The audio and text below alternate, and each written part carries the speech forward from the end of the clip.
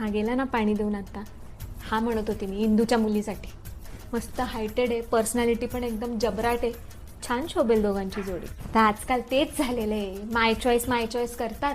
पण हा स्वतःहून आला परवा माझ्याकडे, म्हणे काकू बघा माझ्यासाठी एखादी मुलगी. आता दादाचं झालं, पुढच्या वर्षी माझं पण वाजवून टाकू. म्हटलं बघते. त्याला म्हटलं आईवडिलांच्या समक्ष मला तू बायोडाटा दे.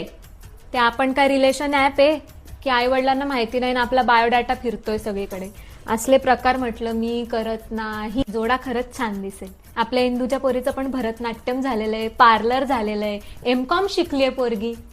एमकॉम आजी 17वी शिकली. तो निळ्या कुर्त्यावाला ना, US ला असतो तो. माझी मुलगी जावा US लाच असतात ना, त्यांच्या ग्रुपला जॉईन आहे म्हणून माहिती आहे मला.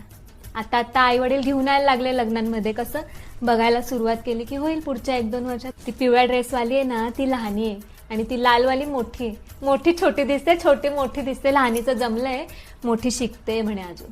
म्हटलं शिकू द्या, चांगलंय, शिकतेच आहे ना, काय उन्हाळका थोडी करते. हो ती सख्खी मावस बहीण आहे मुलाची.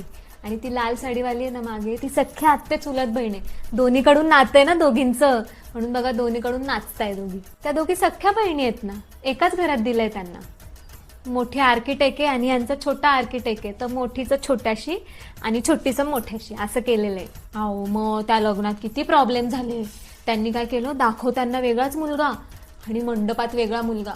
मुलगी ऐन वेळेवर बोलली, सगळ्या पाहुण्यांनी आम्ही मध्यस्थी केली. असं कसं कसं असं?